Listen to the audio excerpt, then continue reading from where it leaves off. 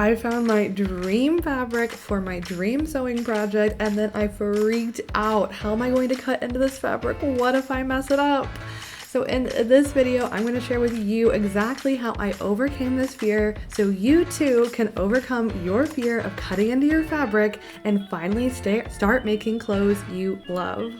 Are you hoarding fabric because you're too afraid to cut into it?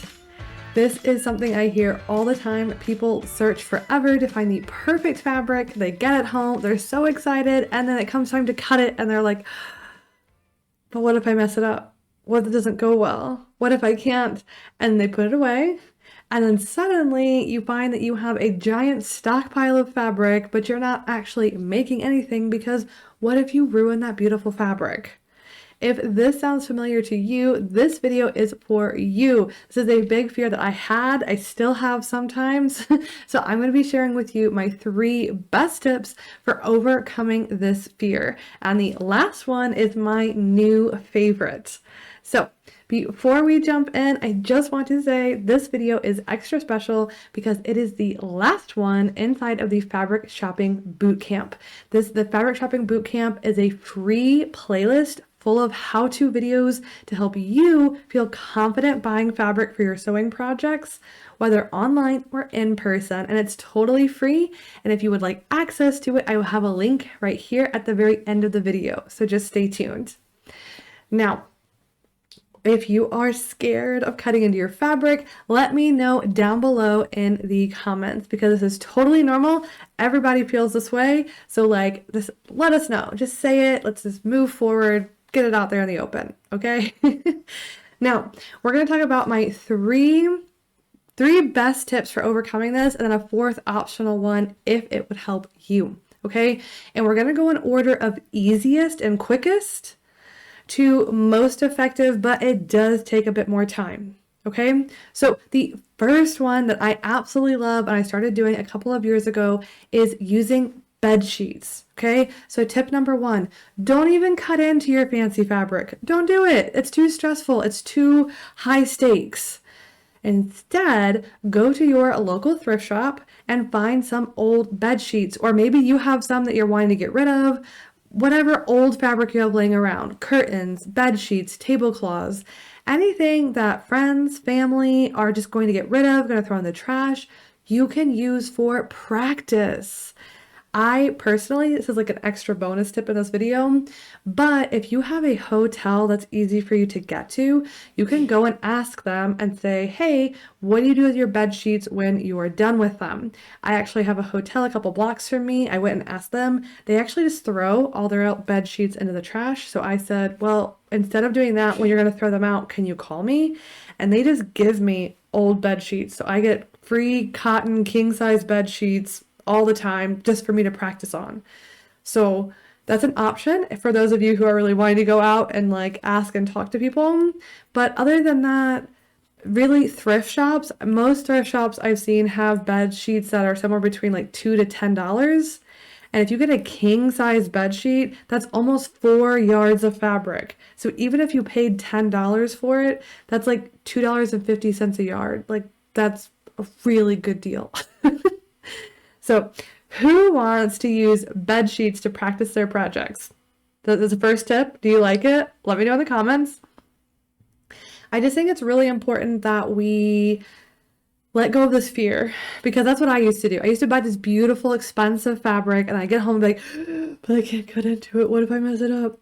But with bed sheets, I paid $2 for this. I am not worried. I'm just going to cut this up, try this thing. And if it doesn't work, then it becomes scrap for another project. It was $2. Ugh. It literally, for me, took the stress so far down, and it gave me a chance just to play and have fun with the process. Okay? So that might be enough for some people to feel like, oh, bed sheets, done. I can jump into this. Or fit issues. Another big one, people are like, well, the fit, I don't know, how do I? Okay, so tip number 2, we're going to do a basic fit. Okay, so for this, what we're going to do is look at our pattern and we're going to find the pieces that fit us, that really the fit where it hits our body is going to be super important. And for most projects, this is going to be shoulders, chest, waist, and full hips. Okay, now obviously if you're making pants, you don't need to worry about the shoulders and the chest. And if you're making a t-shirt, maybe the full hips aren't as important. So keep that in mind. But you're gonna look at your project and say we're making a full length dress, okay? Then we wanna cut out the pieces that are gonna go around our shoulder, our chest, our waist, and our hips, and just below the butt, okay? Just those pieces, we can cut those out, baste them together, which just means sew them using your longest stitch length, so it's really easy to take apart, and just work on that section. So for example, I was making this beautiful ball gown, and I did not make this entire thing because I didn't need to. Instead, I just did a test fit for this chest, the waist, and I made like a mini version to just below my booty. Because if I could say that that part fit, then I knew the rest of the dress was just a bunch of full fabric. Like, I don't need to test that. I just need to test the part that's hitting my body, that's touching me, that's really tight and snug. Okay? And on this note, when we are doing this test fit, you don't need to do collars, sleeves, zippers, pockets, all these extra things. We don't need any of that. We just need the main body of the project so we can check the fit. And when we do this, we're using a small amount of fabric. We're just covering, you know, like the part, like your torso basically.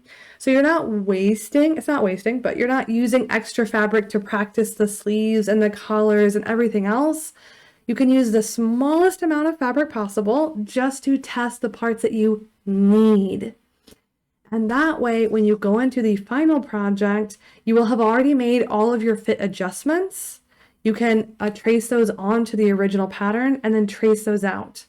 That way, when you go through and you put your project together, you know it's going to fit. You have that confidence. You don't have to worry about but am I gonna cut my beautiful fabric and then it's not gonna fit and it's not the right size and then what do I do? And no, you don't have to worry about any of that because you've already done a test fit with bed sheets and we only had to have, I don't know, maybe a yard of fabric, maybe 2, just to figure out the fit.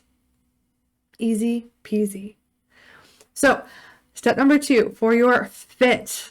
Is this what you want to do? Do you want to do a test fit to check things and then you will feel like, yes, now I have the confidence to cut into my beautiful, slightly more expensive fabric. Does that make you feel better? Yes? No? Let me know down in the comments because I still have one more tip and the bonus that makes this even better, okay? Now, this third tip is what I actually did for this beautiful project that we are featuring during this video. The absolutely amazing Frankie Rose Fabrics sent me this fabric to make this video for you guys because they wanted to be part of the Fabric Shopping Bootcamp, but don't do a lot of video content. So we agreed that I would help make their video. And if you are looking for beautiful, eco-friendly fabric with beautiful colors and prints, this is the shop, you guys. I had such a hard time picking a fabric, but I have never seen so many beautiful, bright, colorful prints. Like so many places have neutrals when it comes to natural fibers and fabrics. This place has color. Oh, I love it. Okay, but for this project, they were shipping me the fabric, but I knew that once it got here, I was only going to have about a week to put everything together.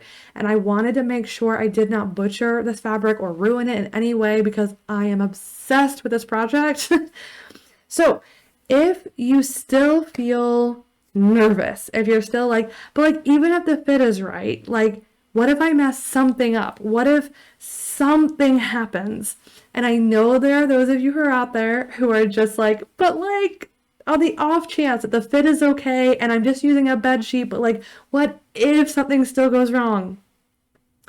Then I suggest doing a full mock-up, okay? This is tip number 3, and it's actually what I did for this project, and you guys, there are so many great things about this. So a full mock-up means that you are going to make the entire project from beginning to end. So read step 1 all the way to the last step, and you do it every single step. What this is going to do for you is it's going to give you tons of practice, first of all. Second of all, you are going to go through every step with practice. So if you get to step 5 and you're like, they say put the collar on like this, what does that mean? You can just, this is a bed sheet, it's an old bed sheet. All these mock-ups and things are going to be done with bed sheets. So you put the collar on, and if you put it on wrong, seam rip it off, put it on another way, seam rip it off, put it on another way until you get it right. Because that way, if when you're seam ripping, if you put holes in this, if you mess it up, it doesn't matter. It's all practice. But you can go through and say, okay, now I understand step 5. That's how I should put the collar on. And then you test the next step, and then you test the next step. And by the end, you have done the entire project, so you know exactly what's going to come when you make it again. And that's what I did for this project. I made this entire thing as a mock-up to make sure the fit, the length, everything was exactly how I wanted it, because I wasn't going to have time to practice it before I made this video. So the absolute beauty of this that I am obsessed with is 2 things. 1, I now have a complete white version of this, which, okay, I'm not a fan of white. It looks too much like a wedding dress / I will stain this for sure. But because it's a white cotton bed sheet, I can just throw this in a dye bath and make this any color. And now I actually end up having 2 of these projects, which I love. I'm obsessed with full circle skirts. I'm obsessed with this top. Like, I love having 2 in my closet. But what's so nice is that sometimes when you make a mock-up, if you do well enough with it, it can actually, a practice project can become a real piece of clothing in your closet. It happens with mine a lot. If you're a beginner, you might ruin some mock-ups, but again, they're old bed sheets. It's part of the process. But as you get better, you're going to find that, like, actually, this is doable. Like, you end up, your mock-ups can be full wearable pieces of clothing. They don't have to just be trial pieces. And because I had already gone through and done this entire project from beginning to end, and I knew step 1, I knew what was going to come next, and it was going to come next, this was actually the most fun I have had sewing in a long time, because I didn't have to fret and worry and like, am I going to know how to do the next step? What's coming after this? How much longer is this going to take me? Like, there were no questions. There was no concern, no worry, because I had already done everything before. So I was able to just sit down, enjoy this beautiful fabric, like, look at it, love the colors, and just calmly, while having fun, work my way through everything. And it was so much fun, you guys. I don't even... so lovely. So for anyone who's like, but like, what if something goes wrong? What if? And you're just like, oh, I'm so nervous to get started. Please do this third option. Get secondhand bed sheets and go through and make the entire project from beginning to end. I promise you, you are going to feel so much more confident to cut into that fabric once you've already made the entire thing once before. So what do you think? Option 1, just knowing that it's bed sheets. So like, run with it, figure it out, make it up as you go. Like, it doesn't matter. It's bed sheets. Okay. That is like, I'm so glad that I figured that out years ago. And I hope that it helps you now.